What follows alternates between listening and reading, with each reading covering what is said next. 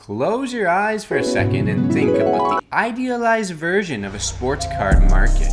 There are no fakes or alteration. Card grading services are not needed, so cards are always in mint condition.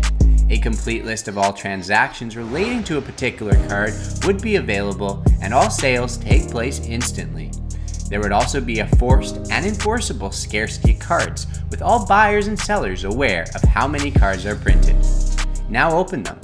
It's not a dream, but it's reality, and it's called NBA Top Shot. NBA Top Shot is the selling of digital collectibles called moments. So, that Kyle Lowry pass against the Pelicans on opening night, it's a moment. How about that LeBron James step back three against the Dallas Mavericks on Christmas?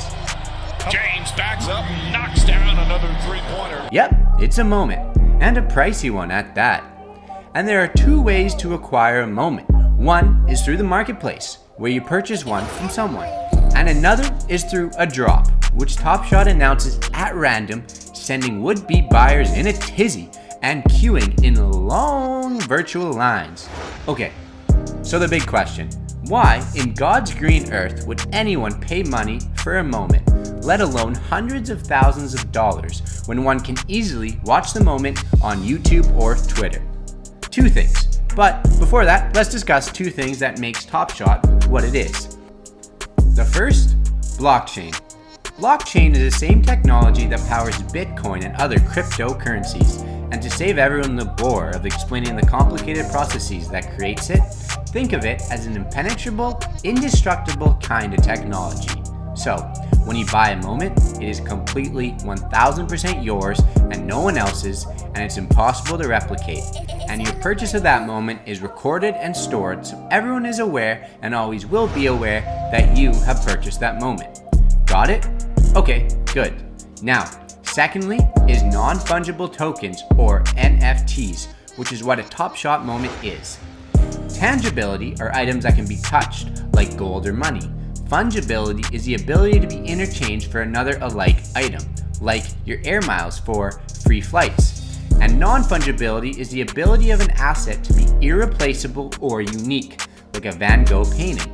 So Top Shot is non-fungible and intangible. So, why are the prices on some of these moments so expensive? First, you have to know that the NBA and the NBA Players Association signed a deal in 2019 with Canadian company Dapper Labs, who's the creator of Top Shot. So it's backed by the league and the Players Association as they get a stake in each sale. So the league wants it to be successful. Many things are valuable based on the shared and agreed upon value. And so for a long time, Top Shot didn't necessarily have enough public consciousness to have an agreed upon value that was, significant. And so people were just trading in these minor amounts.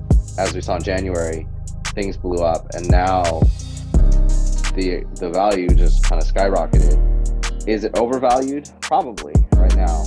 But again, something's worth what people want to pay for.